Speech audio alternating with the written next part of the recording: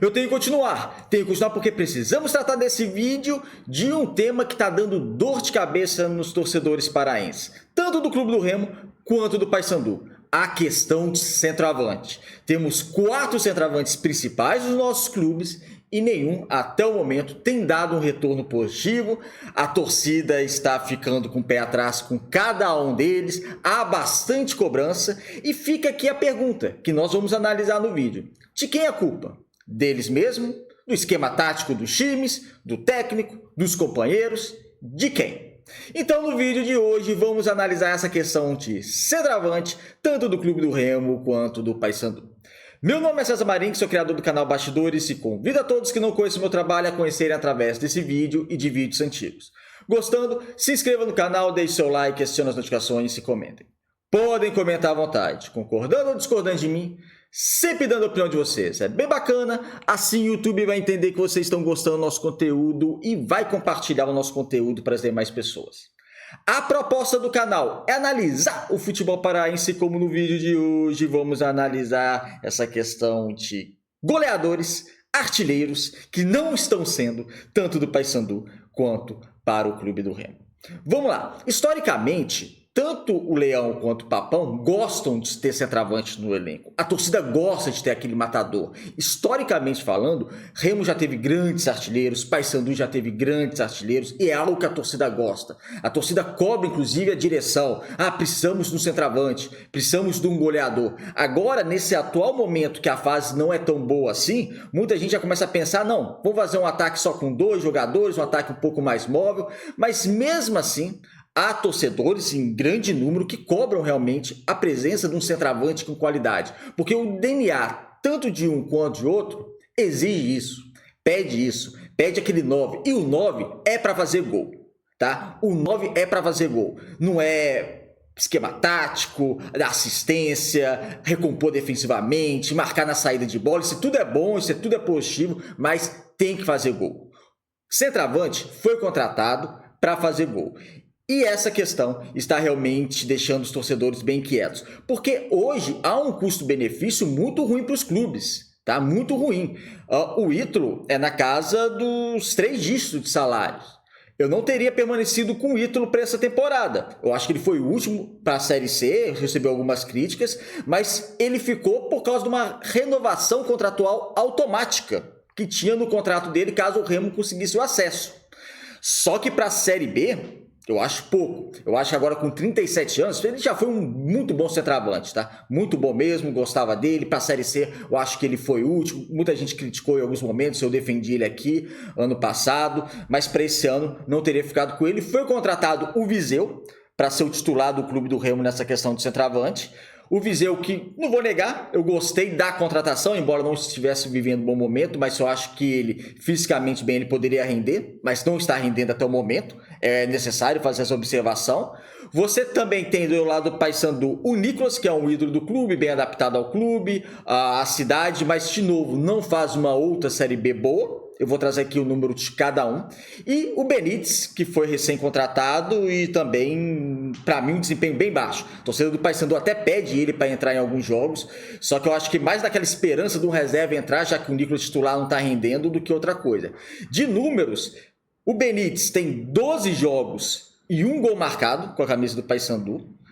Nenhum gol na Série B, porque o Paysandu só tem 2 gols na Série B e nenhum feito pelos centroavantes, nenhum feito pelo nenhum homem de ataque, na verdade, só o sistema defensivo, problema sério. O Nicolas esse ano tem 23 jogos e 9 gols, todos eles fora o Campeonato Brasileiro da Série B, ou Copa Verde, ou o Campeonato Paraense, que nível técnico bem mais fraco.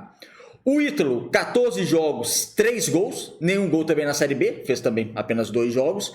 E o Viseu, até o momento, 16 jogos, 3 gols e só 1 gol na Série B. O total desses números são 65 jogos por centroavante dos 2 clubes e apenas 16 gols marcados, isso considerando desde o início do ano, tá? Pegando o Campeonato Paraense, um nível técnico extremamente baixo comparado ao Campeonato Brasileiro da Série B.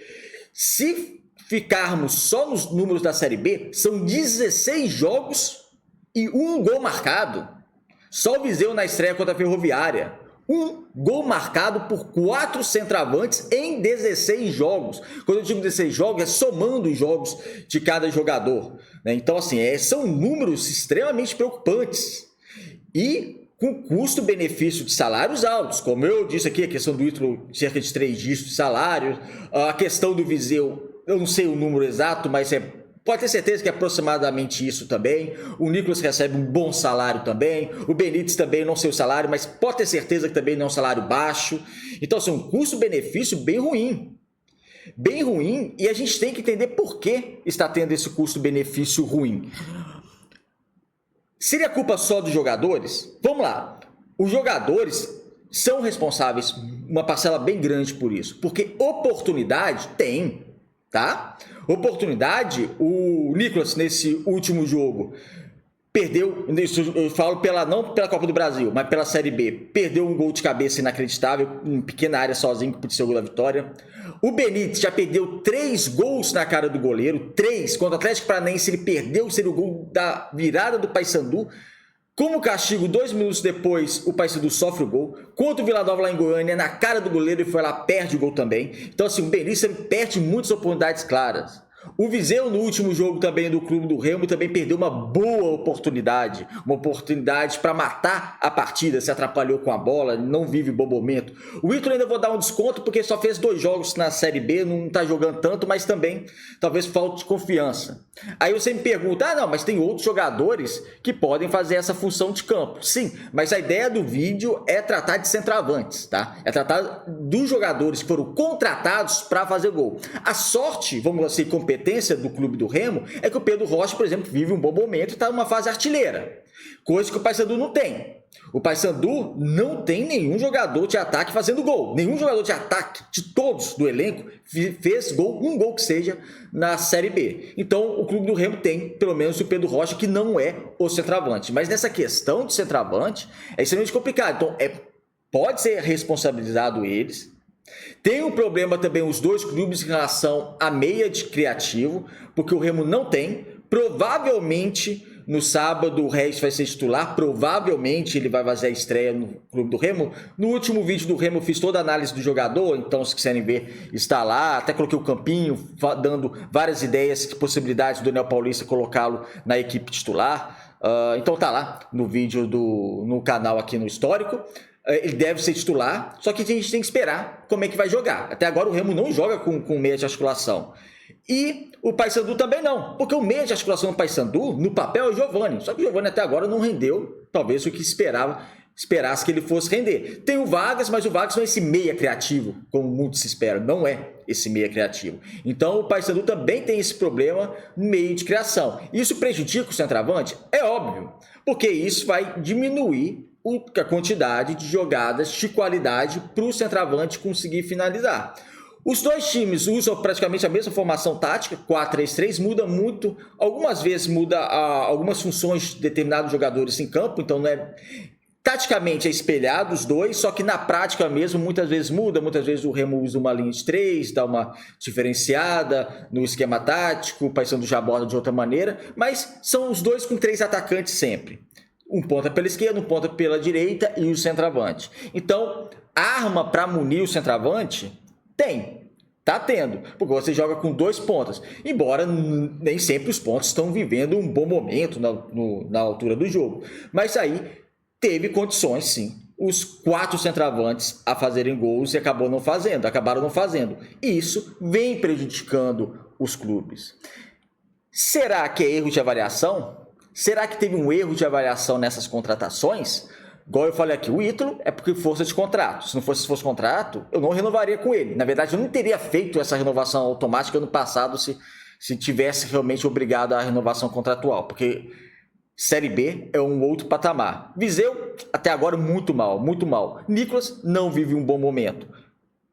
É o que fez mais gols na temporada, disparado dos 4, mas em competições novamente, como ele fez ano passado, inferiores. Na Série B ano passado ele fez apenas 3 gols. E o Benítez, para mim, já foi bem questionável essa contratação do Benítez, tá? Não vinha fazendo boas temporadas lá no Paraguai. E até agora 12 jogos, 1 gol e Não sei, não me agrada. Até quando ele pega na bola, maneira dele correr, um pouco desengonçado, não sei.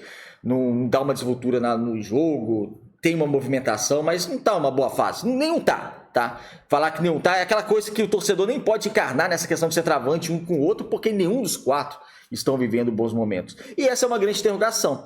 Porque não estão vivendo esses momentos? Será que as contratações não foram bem avaliadas? E como consertar isso? Será que tanto o Luizinho como o Daniel Paulista podem mudar e vão mudar a formação tática? Será que vão colocar dois atacantes um pouco mais móveis e fortalecer um pouco mais o meio-campo, já que essa questão de centroavante não está funcionando? Ou será que no próximo mercado vai contratar outro? Só que se contratar outro, vamos pegar, por exemplo, o caso do Clube do Remo. Dois centroavantes com salários bem altos. Vai contratar um terceiro? Porque para contratar uma qualidade vai ter que pagar, né? Vai ter que ter um salário bom. Então será que o Remo vai ficar com 3 atacantes, 3 centroavantes para jogar só um e os 3 aproximados na casa dos 3 dígitos de salário? Será que o Paysandu vai fazer a mesma coisa também? São perguntas a serem feitas e é um grande problema que tanto um técnico quanto o outro precisa tratar, porque essa questão de centroavante é bem complicada. Eu trago esse tema aqui e espero a opinião de vocês também, o que vocês acham dessa questão de centroavantes, se é culpa deles, se é culpa da formação tática, se eles mudariam a formação tática. Eu dei minha opinião aqui, né? Nenhum deles vive bom momento, alguns eu nem teria contratado e eu acho que os treinadores precisam ver uma outra formação, talvez porque a fase não é boa e acaba prejudicando, é lógico, todo o grupo. É isso, amigos. Obrigado por assistir o vídeo até o final. Se inscreva aqui no canal gostando. Um abraço e até o próximo.